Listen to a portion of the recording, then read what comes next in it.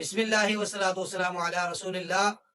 حضرت سامعین، آج کی ویڈیو میں آپ کو بتاؤں گا کہ سورت کو سورت کیوں کہا جاتا ہے۔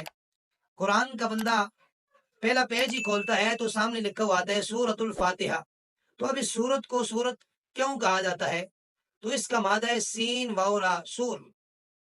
عربوں کے ہاں اس عمارت کے لیے بولا جاتا ہے جو منزل بمنزل ہو اور آسمان کی طرف بنی ہوئی ہو، تو عرب اس کی ہر منزل کو سورت کہتے ہیں۔ یہ لسان العرب کے اندر لکھا ہے۔ تو اگر قرآن کریم کو مجموعی طور پر دیکھا جائے تو قرآن بھی ایک خوبصورت منزل ہے، خوبصورت عمارت ہے۔ تو اس کی 114 منزلیں ہیں، تو ہر منزل کو سورت کہا جاتا ہے۔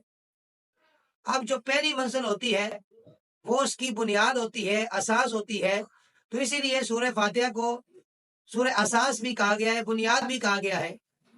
اور پھر اگر ترتیب کے اعتبار سے دیکھا جائے تو اس کو پہلے رکھا گیا ہے سورہ فاتحہ کو۔ اور پھر سورہ فاتحہ یہ ایسی عظیم سورت ہے کہ باقی کوئی بھی سورت لے لیں وہ مکمل طور پہ نازل نہیں، اس کی چند آیات نازل ہوئی، پھر چند دوسری آیات نازل ہوئی، لیکن سورہ فاتحہ ایسی سورت ہے جو مکمل طور پر ایک ہی مرتبہ اللہ تبارک و تعالی نے اس کو نازل فرمایا۔ اور پھر کچھ صورتیں مکی ہیں، کچھ مدنی ہیں۔ مکی صورتیں وہ ہیں جو ہجرت سے پہلے نازل ہوئی، اور مدنی وہ ہیں جو ہجرت کے بعد نازل ہوئی۔ کسی جگہ پہ بھی نازل ہوئی ہوں، ہجرت سے پہلی والی مکی ہیں اور ہجرت کے بعد والی مدنی صورتیں کہلاتی ہیں۔ تو یہ جو سورہ فاتحہ ہے یہ مکہ کے اندر نازل ہوئی اور مکمل طور پہ نازل ہوئی۔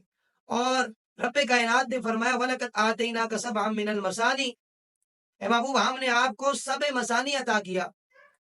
سبع مثانی کیا ہے؟ سبع کا مطلب ہوتا ہے سات، اور مثانی جو بار بار پڑھی جائیں۔ تو اگر پھر سورہ فاتحہ کی عظمت اور فضیلت کو نبی رحمت صلی اللہ علیہ وآلہ وسلم نے بیان کرتے ہوئے ارشاد فرمایا کہ اگر ایک پڑھنے کے اندر پورے قرآن کو رکھا جائے اور دوسرے پڑھنے کے اندر سورہ فاتحہ کو رکھا جائے تو سورہ فاتحہ والا پڑھنا جو ہے وہ بھاری ہوگا۔ اور پھر جناب حضرت انس رضی اللہ تعالیٰ عنہ وہ روایت فرماتے ہیں کہ رسول اللہ صلی اللہ علیہ وسلم نے فرمایا افضل القرآن جو ہے وہ سورہ فاتحہ ہے۔ اور پھر فرمایا نبی رحمت صلی اللہ علیہ وسلم نے کہ اس کی مثال تورات، زبور، انجیل میں نہیں ملتی ہے، اور فرمایا یہی سبع مثانی ہے۔ اور پھر نبی رحمت صلی اللہ علیہ وآلہ وسلم نے فرمایا کہ کچھ ایسی چیزیں ہیں جو اللہ تبارک و تعالی احسان جتلاتا ہے جن پر، وہ خاص چیزیں ہوتی ہیں۔ تو جب سورہ فاتحہ اللہ تبارک و تعالی نے حضور کو عطا فرمائی تو اللہ تبارک و تعالی نے اپنے نبی پر احسان جتلایا۔ تو پتہ یہ چلا کہ یہ سورہ فاتحہ بڑی عظیم سورت ہے۔ اور ایک جگہ پہ فرمایا گیا کہ اگر سورہ فاتحہ کی تفسیر جس نے جان لی تو اس نے قرآن، تورات، زبور، انجیل ان ساری کتابوں کی تفسیر کو اس بندے نے جان لیا۔ اللہ تعالیٰ کی بارگاہ میں دعا کرتے ہیں کہ اللہ تبارک و تعالی سمجھ کی توفیق نصیب فرمائے۔